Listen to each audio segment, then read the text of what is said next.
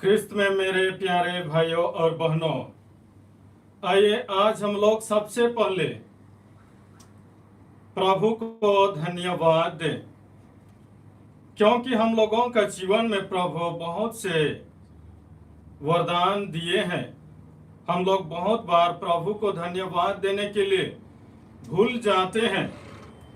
इसलिए प्रभु को धन्यवाद ज्ञापन करते करते हम लोग आइए प्रभु को भी हम लोगों की आवश्यकताओं को पूरी करने के लिए प्रार्थना करेंगे, क्योंकि हम लोगों का प्रभु ईसा मसीह कहते हैं, जो कुछ तुम विश्वास के साथ प्रार्थना में मांगोगे वह तुम्हें मिल जाएगा। हम लोगों का प्रभु जो भी हम लोग मांगते हैं, हम लोगों को प्रचुर मात्रा में अपना आशीष और कृपा प्रदान करते हैं।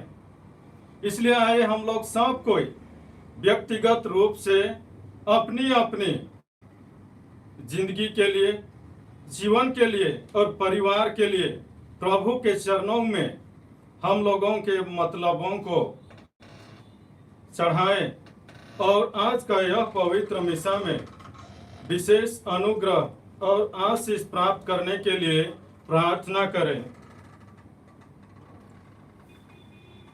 पिता और पुत्र और पवित्र आत्मा के नाम पर आमीन। हमारे प्रभु यीशु ख्रिस्त की कृपा, ये ईश्वर का प्रेम तथा पवित्र आत्मा का साक्षर्य आप सबों को प्राप्त हो और आपको भी। ख्रिस्त में मेरे प्यारे भाइयों और बहनों,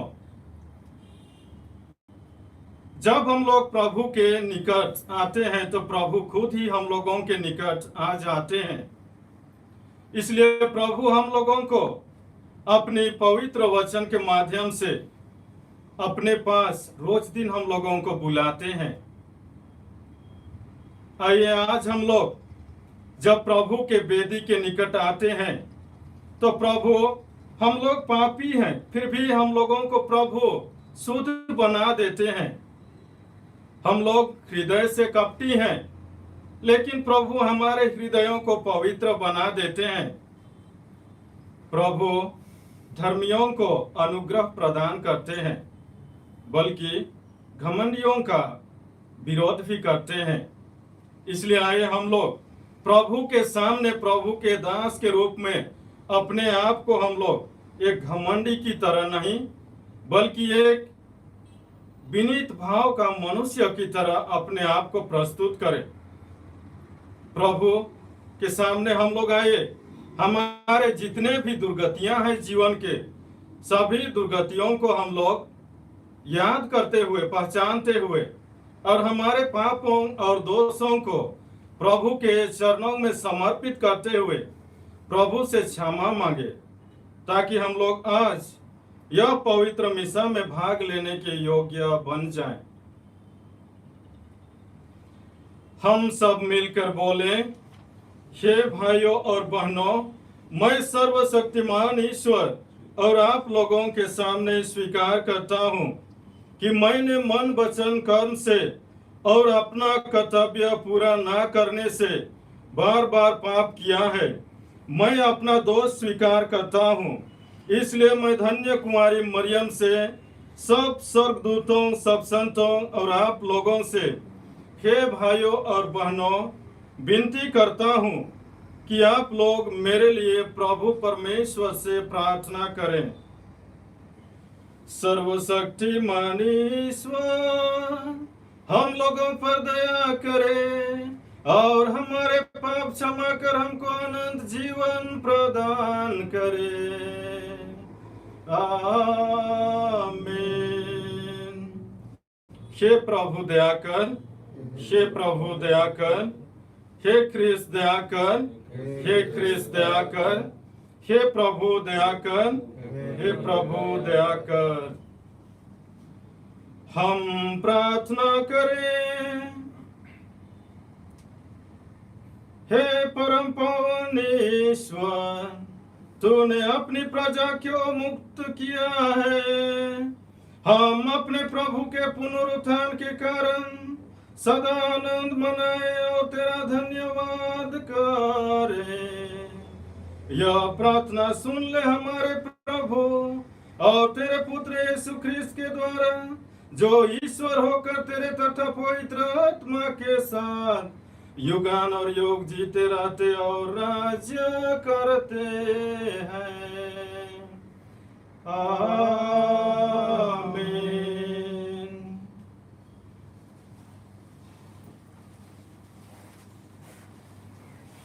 पहला पाठ प्रेरित चरित्र अध्याय 18 पद संख्या 1 से 11 तक।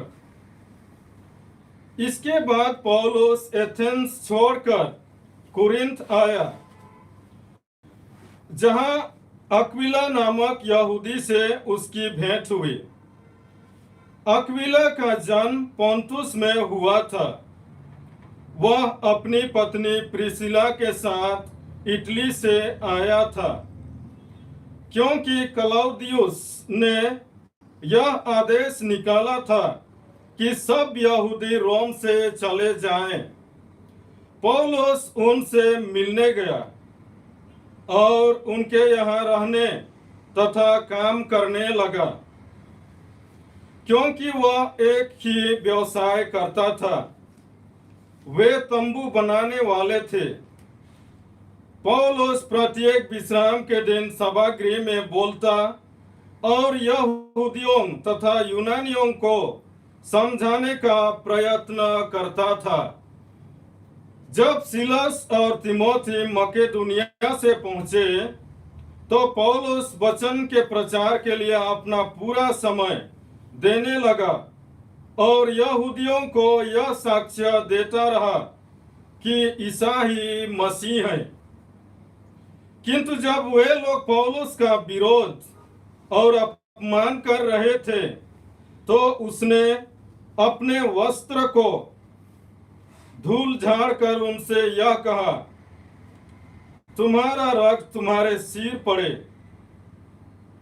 मेरा अंतःकरण शुद्ध है। मैं आपसे गैर यहूदियों के पास जाऊंगा। वह उन्हें छोड़कर चला गया और तीतुस युस्तुस नामक ईश्वर भक्त के यहाँ आया, जिसका घर सभागृह से लगा हुआ था। सभागृह के अध्यक्ष क्रिस्पुस ने अपने सारे परिवार के साथ प्रभु में विश्वास किया। बहुत से कुरिन्थी भी पौलुस की बातें सुनकर विश्वास करते और बपतिस्मा ग्रहण करते थे। प्रभु ने किसी रात को दर्शन देकर पौलुस से यह कहा, डरो मत, बल्कि बोलते जाओ और चुप मत रहो। मैं तुम्हारे साथ हूं। कोई भी तुम पर हाथ डालकर तुम्हारी हानि नहीं कर पाएगा, क्योंकि इस नगर में बहुत से लोग मेरे अपने हैं। पौलुस लोगों को ईश्वर के वचन की शिक्षा देते हुए वहां से 1.5 बरस रहा। यह प्रभु की वाणी है। ईश्वर को धन्यवाद।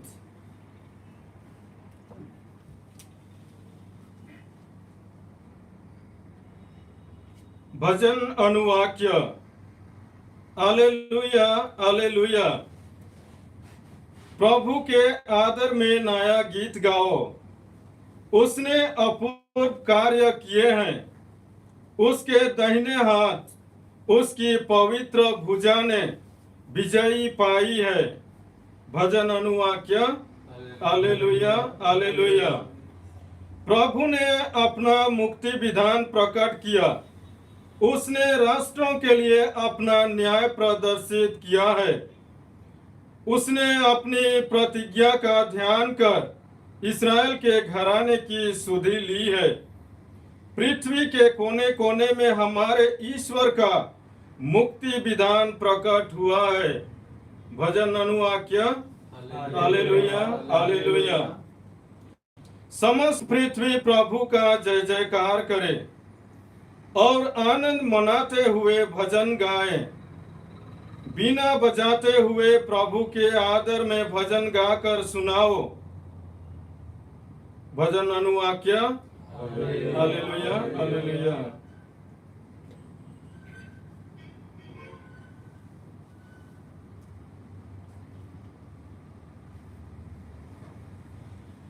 जय घोष हालेलुया हालेलुया। प्रभु कहते हैं तुम रोओगे और विलाप करोगे, परंतु संसार आनंद मनाएगा। Hallelujah hallelujah. प्रभु आप लोगों के साथ हो और आपके साथ भी। संत योहन के अनुसार पवित्र सुसमाचार। प्रभु की जय। अध्याय 16 पद संख्या 16 से 20 तक। थोड़े ही समय बाद तुम लोग मुझे नहीं देखोगे और फिर थोड़े ही समय बाद मुझे देखोगे। इस पर उनके कुछ शिष्यों ने वापस में यह कहा, वह हमसे यह क्या कहते हैं, थोड़े ही समय बाद तुम मुझे नहीं देखोगे और फिर थोड़े ही समय बाद तुम मुझे देखोगे। और क्योंकि मैं पिता के पास जा रहा हूं, इसलिए वे कहते थे। वह जो थोड़ा समय कहते हैं, इसका अर्थ क्या है, हम उनकी बातें नहीं समझ पा रहे हैं।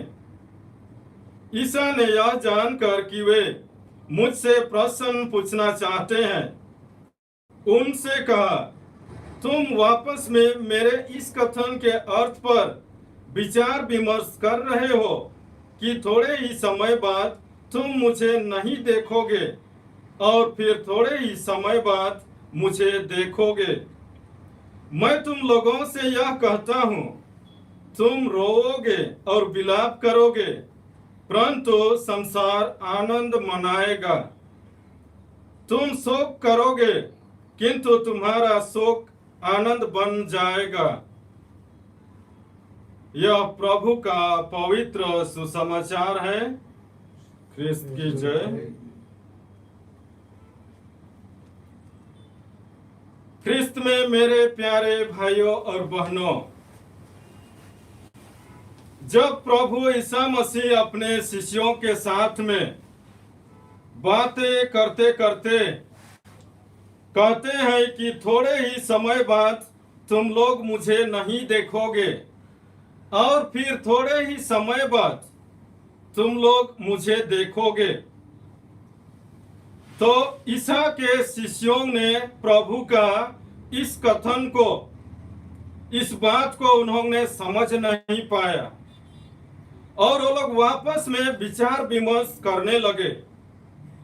लेकिन प्रभु जो सब कुछ जानता है, प्रभु जो सबका हृदय जानता है, उनका विचार विमर्श को भी जानते हैं। और प्रभु उनसे कहते हैं, तुम लोग मेरे इस कथन के विषय में क्या विचार विमर्श कर रहे हो। मैं तुम लोगों से कहता हूं, तुम लोग रोओगे, विलाप करोगे, लेकिन संसार आनंद मनाएगा। यहाँ पर हम लोग देखते हैं प्रभु जो सबों का विचार, सबों का मन को जानते हैं, वे यहाँ पर प्रभु के शिष्य लोग प्रभु के कथन पर क्या विचार विमर्श कर रहे हैं, उनके अंतःकरण की बात को प्रकट नहीं करते हैं। लेकिन प्रभु ईसा मसीह अपने शिष्यों को और असमंजस में डालने जैसा बातें उनको बताते हैं। यह कहते हैं कि तुम लोग रोओगे, तुम लोग शोक मनाओगे, लेकिन संसार आनंद मनाएगा। तुम लोग शोक करोगे, लेकिन तुम्हारा शोक आनंद बन जाएगा। आइए हम लोग क्यों प्रभु इस प्रकार की बातें अपने शिष्यों से करते हैं, उसे हम लोग जानने के लिए कोशिश करेंगे। जब हम लोग रोएंगे, हम लोग विलाप करेंगे और संसार आनंद मनाएगा। हम लोग धर्म ग्रंथ जानते हैं कि जब ईश्वर ने इस जगत को प्यार किया, इस संसार को प्यार किया, इस संसार के लोगों को जिनको कि वह अपना प्रतिरूप में बनाया है, जब से वो लोग बिछड़ गए ईश्वर से, तब से ईश्वर ने हम लोगों को प्यार करना नहीं छोड़ा है। ईश्वर ने हम लोगों को नहीं त्यागा है। उसने हम पापियों को प्यार किया और अपना प्यार का प्रमाण देने के लिए, अपना प्यार को प्रकट करने के लिए उसने इस जगत को जिसे प्यार किया, अपना एक लौटा पुत्र प्रभु ईसा मसीह को इस जगत में भेज दिया, ताकि जिसमें जो प्रभु ईसा मसीह में जो विश्वास करे उसका सर्वनाश न हो, बल्कि वे अनंत जीवन प्राप्त करे। ईश्वर ने अपना पुत्र को, ईसा मसीह को इस संसार में इसलिए नहीं भेजा कि वह इस संसार को दोषी ठहराए, लेकिन ईश्वर ने अपना पुत्र ईसा मसीह को इस संसार में इसलिए भेजा कि उससे इस संसार के सारे लोग मुक्ति प्राप्त करें और आनंद मनाएं। इसलिए प्रभु ईसा मसीह मुक्ति का कार्य को पूरा करने के बाद स्वर्ग जाने से पहले अपने शिष्यों के साथ में इस प्रकार की बातें करते हैं। तुम लोग रोओगे, विलाप करोगे, तुम लोग रोओगे, विलाप करोगे, लेकिन संसार आनंद मनाएगा, क्योंकि प्रभु ईसा मसीह इस संसार में एक ईश्वर का पुत्र होने के नाते मनुष्य के रूप में आया।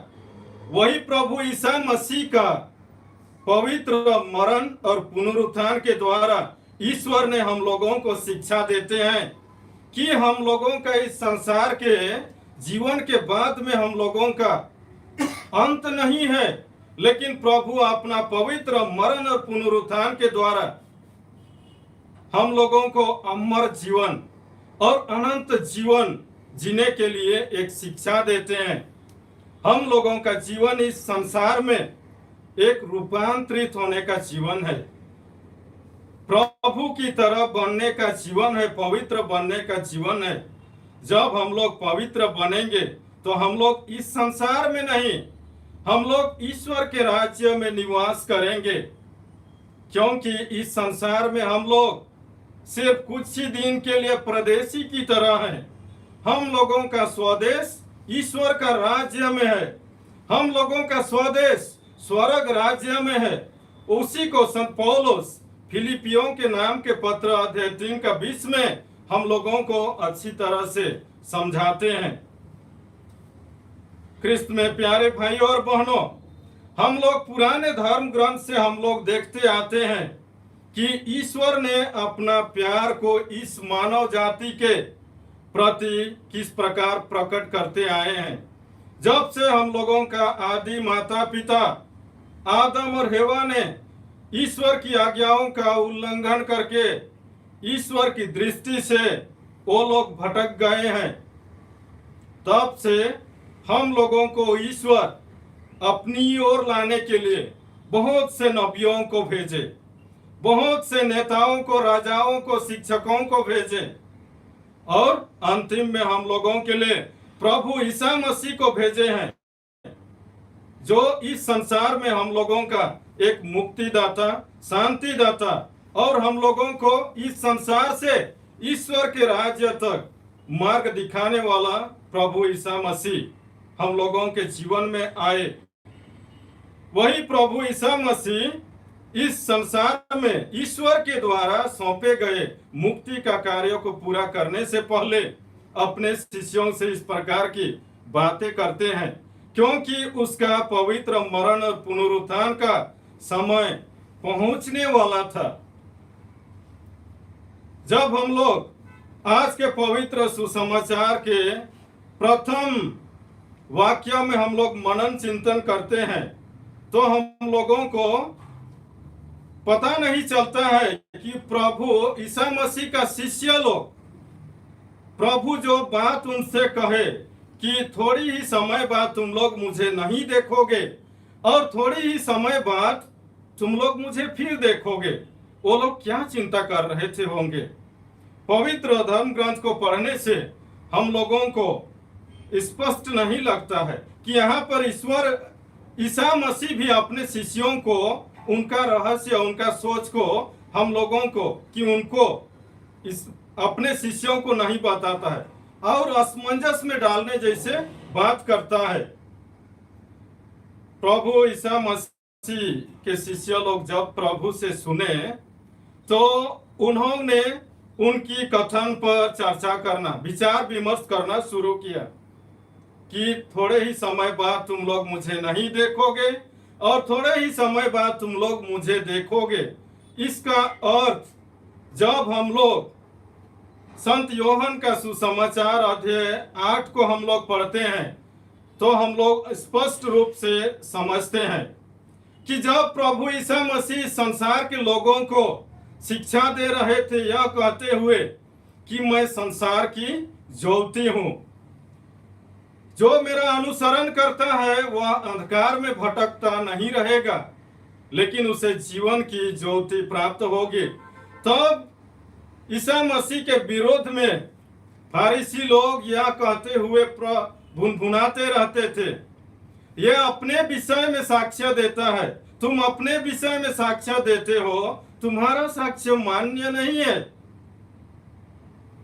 प्रभु ईसा मसीह ने उनसे कहते थे, मैं अपने विषय में साक्ष्य देता हूं लेकिन मेरा साक्ष्य मान्य है, क्योंकि मैं जानता हूं मैं कहां से आया हूं और मैं कहां जा रहा हूं। तुम लोग नहीं जानते हो कि मैं कहां से आया हूं और मैं कहां जा रहा हूं। मैं इस संसार का न्याय करने नहीं आया हूं। अगर मैं न्याय भी करूंगा तो मेरा न्याय सच्चा होगा, क्योंकि जिसने मुझे भेजा है वह मेरे साथ है।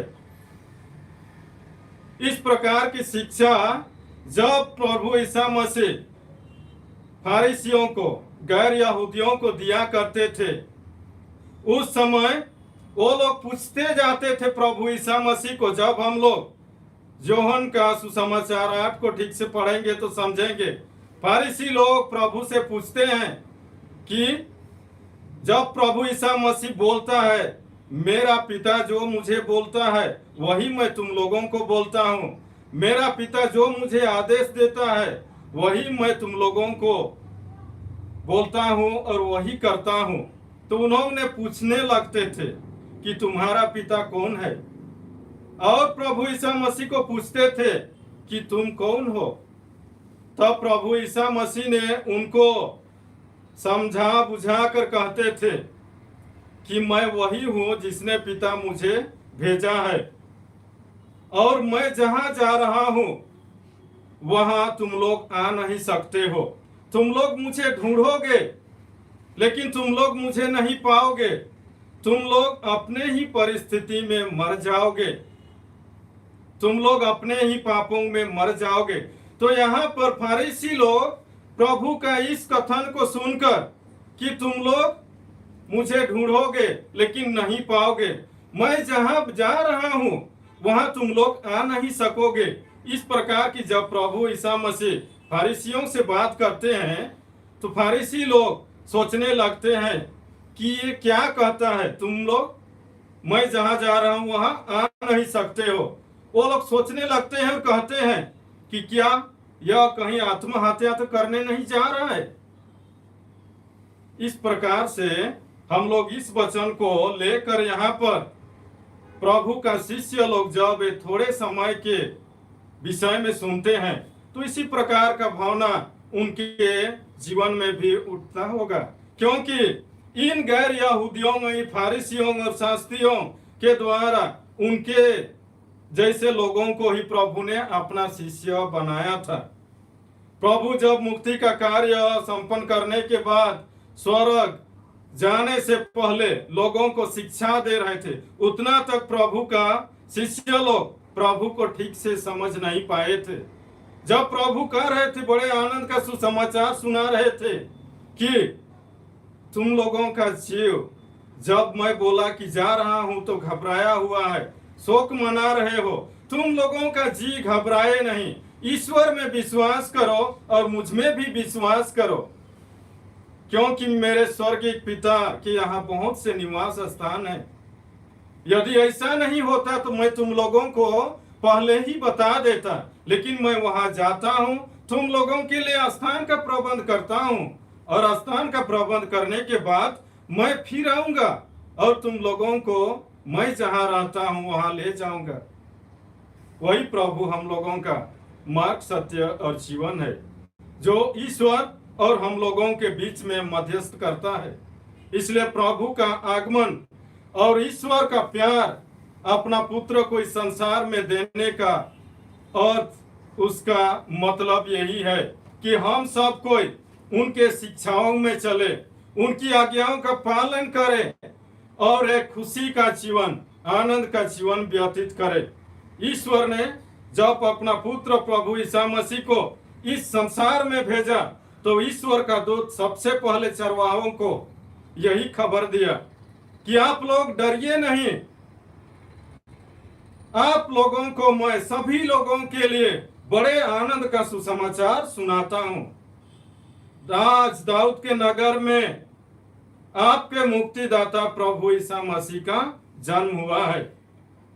इसलिए प्रभु ईसा मसीह का आगमन का कारण यही है कि हम लोग उसके वचन सुने, उसके वचन में चले और उसकी आज्ञाओं का पालन कर आनंद मनाएं। ये नहीं कि आज हम लोगों का कैथोलिक चर्च में हम लोग स्वर्गारोहण का त्योहार मनाते हैं, लेकिन हम लोगों के पारिशों में, हम लोगों के कलेसिया में हम लोग यही त्योहार को रविवार को मनाएंगे, क्योंकि आज हम लोगों के लिए, सबों के लिए एकत्रित होने के लिए सुविधा नहीं होता है। इसलिए कैथोलिक कलेसिया में हम लोगों को सुविधा दिया गया है कि हम लोग रविवार के दिन में, पवित्र विश्राम दिन में हम लोग उसको मनाएं। आज ईसा मसीह संसार में पुनरुत्थान के बाद 40 दिन तक अपने शिष्यों को दर्शन देके अपना उपस्थिति को इस संसार को प्रकट किया है। आइए हम लोग वही प्रभु ईसा मसीह के शिक्षाओं में दृढ़ बने रहें, वही प्रभु ईसा मसीह के शिक्षाओं में हम लोग आगे बढ़ते रहें और ईश्वर से प्रार्थना करें। ईश्वर हम लोगों की सभी आवश्यकताओं को पूरा करेंगे। आज से लेकर हजारों वर्ष तक हम लोग प्रभु ईसा मसीह का पुनरागमन की प्रतीक्षा में, इंतजार में लगे हुए हैं। प्रभु ईसा मसीह जितना समय ले रहे हैं, उतना ही समय हम मनुष्य जातियों को मौका दे रहे हैं, हम लोगों के पाप से पश्चाताप कर प्रभु के पास लौटने के लिए। इसलिए आइए हम लोगों का मन को कभी छोटा ना करें कि इतना साल गुजर गए, कब प्रभु ईसा मसीह का पुनरागमन होगा। प्रभु जितना टाइम दे रहे हैं उतना ही टाइम हम लोगों को उपयोग करना है, पश्चाताप करना है हमारे पापों से और प्रभु के पास लौट आना है। जब इतना सारे दिन गुजर गए, सब दिन प्रभु के लिए एक दिन जैसा लगेगा। इसलिए संत पेतरुस हम लोगों को यही शिक्षा देते हैं अपना पत्र, दूसरा पत्र अध्याय 3:8 में, कि ईश्वर के लिए हजारों साल एक दिन जैसा, कि एक दिन हजारों साल जैसे लगता है, हम लोग को भी वैसे ही लगेगा। आइए एक बार हम लोग प्रभु के वचन में विश्वास कर देखें। हम लोगों का जीवन में जरूर प्रभु अपने आप को प्रकट करेंगे और अपनी वरदानों से भर देंगे।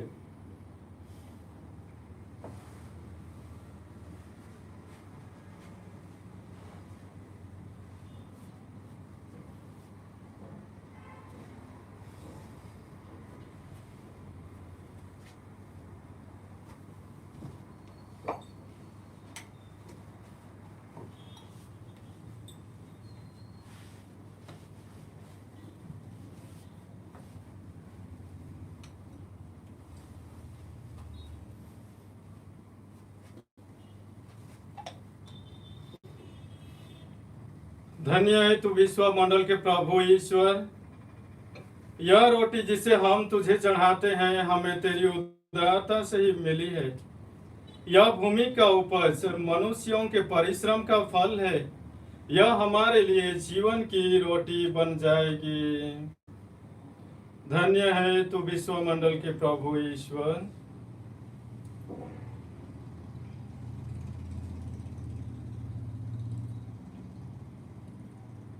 इस जल और दाखरस के सम्मिश्रण के रहस्य द्वारा हम प्रभु की ईश्वरता की सहभागी बन जाएं।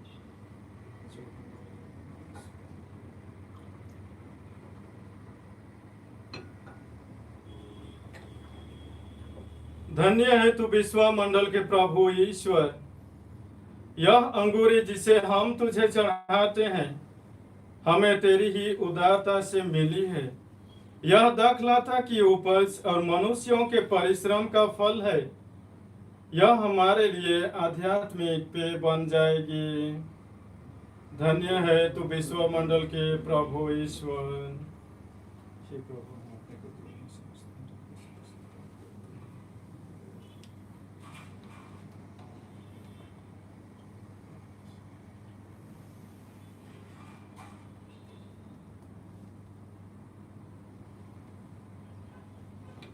भाई और बहनों, प्रार्थना कीजिए कि सर्वशक्तिमान पिता ईश्वर मेरा और आप लोगों का यह बलिदान ग्रहण करें। प्रभु अपने नाम की स्तुति तथा महिमा के लिए और हमारे तथा अपने समस्त पवित्र कलीसिया के लाभ के लिए आपके हाथों से यह बलिदान ग्रहण करें। हे प्रभु, इन उपहारों के साथ साथ अपने भक्तों की प्रार्थनाएं भी स्वीकार कर तेरी कृपा से शुद्ध होकर हम इस महान संस्कार के परम भक्त बन सके। हमारी प्रार्थना सुन प्रभु ख्रिस्त के द्वारा। आमीन। प्रभु आप लोगों के साथ हो और आपके साथ भी। प्रभु में मन लगाइए, हम प्रभु में मन लगाए हुए हैं। हम अपने प्रभु ईश्वर को धन्यवाद दें, यह उचित और आवश्यक है।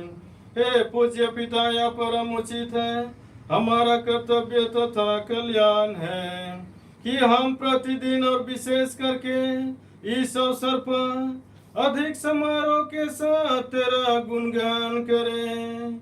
जब ख्रिस्त हमारे पस्का का मेमना बलि चढ़ाए गए हैं, पुरानी पद्धति नष्ट करके ख्रिस्त ने सबका नव निर्माण किया है और हमें अनंत जीवन जीने के लिए पूर्णता तक प्रदान किया है। इसलिए पस्का के आनंद से विभोर होकर विश्व का कोना कोना उमंग से फूला नहीं समाता है और स्वर्ग के समस्त दूतगण तेरी स्तुति करते हुए निरंतर एक स्वर से कहते हैं, पवित्र पवित्र पवित्र प्रभु विश्व मंडल के ईश्वर। स्वर्ग और पृथ्वी तेरी महिमा से परिपूर्ण है। स्वर्ग में प्रभु की जय। धन्य है वे जो प्रभु के नाम पर आते हैं। स्वर्ग में प्रभु की जय।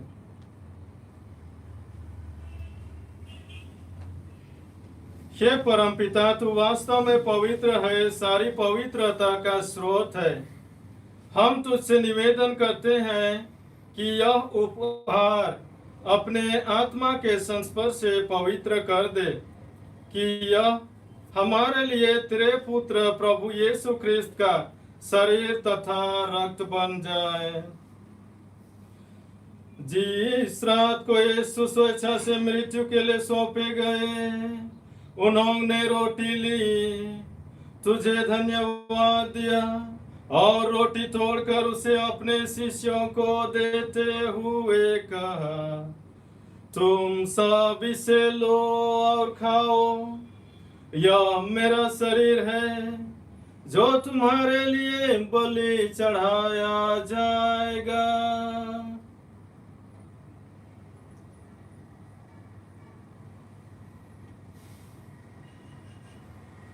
इसी भांति भोजन के बाद उन्होंने कटोरा लिया, तुझे धन्यवाद दिया और उसे अपने शिष्यों को देते हुए कहा, तुम सब इसे लो और पियो, यह मेरे रक्त का कटोरा है, नवीन और अनंत व्यवस्थान का रंग, जो तुम्हारे और बहुतों की पापों की क्षमा के लिए बहाया जाएगा।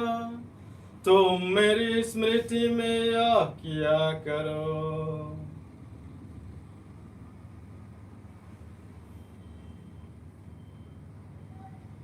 यह है हमारे विश्वास का रहस्य, ख्रिस्त मर गए, ख्रिस्त जी उठे,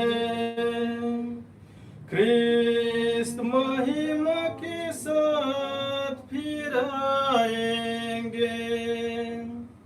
हे परमपिता, यह आज्ञा मानकर कि हम अपने प्रभु की मृत्यु और पुनरुत्थान की स्मृति में तुझे जीवन की रोटी और मुक्ति का कटोरा चढ़ाते हैं, हम तुझे धन्यवाद देते हैं क्योंकि तूने हमें अपने सम्मुख उपस्थित होने और तेरी सेवा करने का यह सौभाग्य प्रदान किया है। हमारा नम्र निवेदन है कि हम सब जो ख्रिस्त का शरीर तथा रक्त ग्रहण करते हैं, पवित्र आत्मा के द्वारा एकता के सूत्र में बंधे रहें। प्रभु और हमारे संत पिता फ्रांसिस, हमारे कार्डिनल जॉर्ज अलेंचेरी और आंद्रियस हमारे धर्माध्यक्ष और सभी याजकों के साथ विश्व भर में फैली अपनी कलीसिया की सुधि लें तथा इसे प्रेम में सिद्ध बना दे। हे प्रभु, हमारे उन भाई बहनों की भी सुधि ले जो पुनरुत्थान की आशा में परलोक सिधार चुके हैं, उन्हें और सभी मृतकों को अपने पुण्य दर्शन का सौभाग्य प्रदान कर हम सब पर दया दृष्टि डाल कि हम भी अनंत जीवन के सहभागी बने और ईश्वर की माता धन्य कुंवारी मरियम, प्रेरित गण और सब संतों के साथ जो युग युग में तेरे विश्वस्त सेवक सेविकाएं बने रहें, तेरा स्तुति गान कर सकें, तेरे पुत्र प्रभु यीशु ख्रिस्त के द्वारा।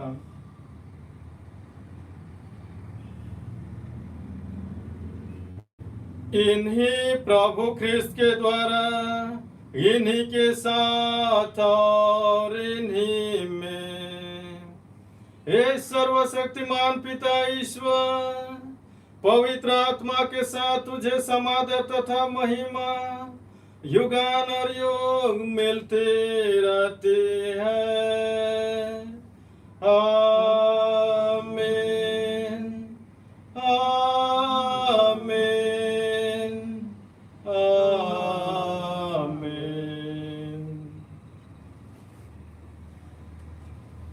हम सब मिलकर पिता ईश्वर से प्रार्थना करें जैसे प्रभु यीशु ने हमें सिखाए हैं।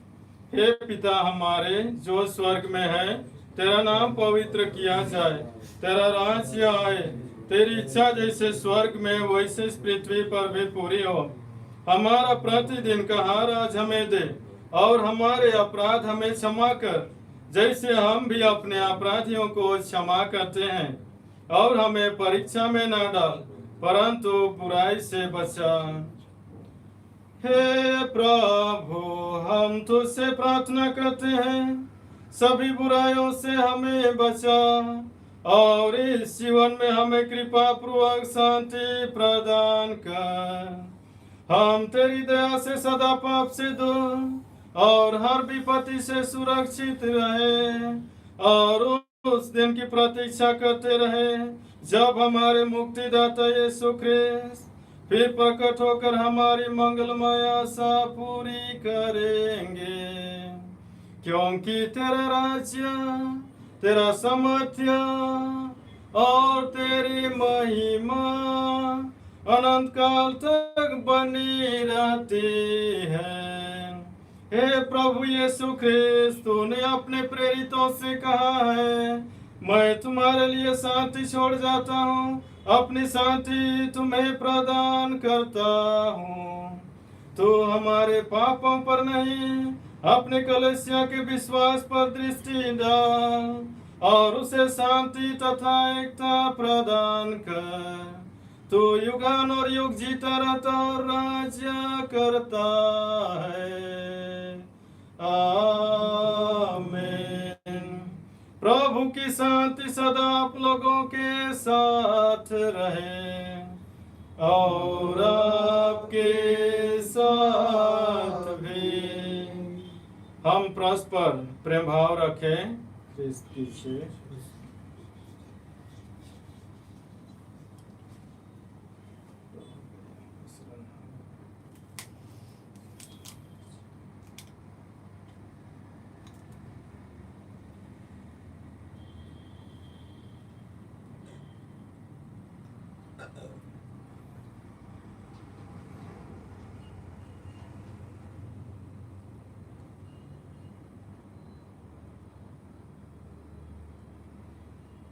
देखिए ईश्वर का मेमना जो संसार के पाप पर लेता है। धन्य है वे जो प्रभु के भोज में बुलाए जाते हैं। हे प्रभु, मैं इस योग्य नहीं हूँ कि तू मेरे यहाँ आए।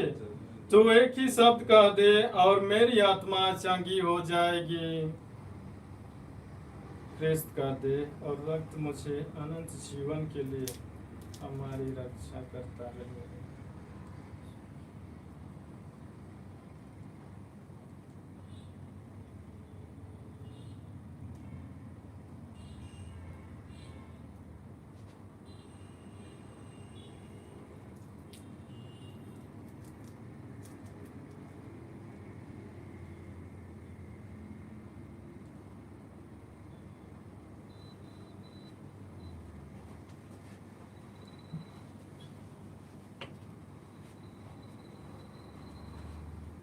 ख्रिस्त का देह और रक्त।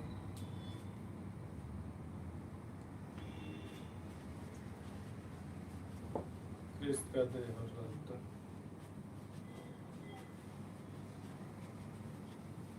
ख्रिस्त का देह और रक्त।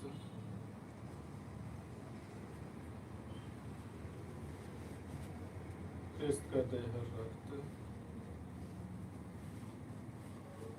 ख्रिस्त का देह और रक्त। ख्रिस्त का देह और रक्त।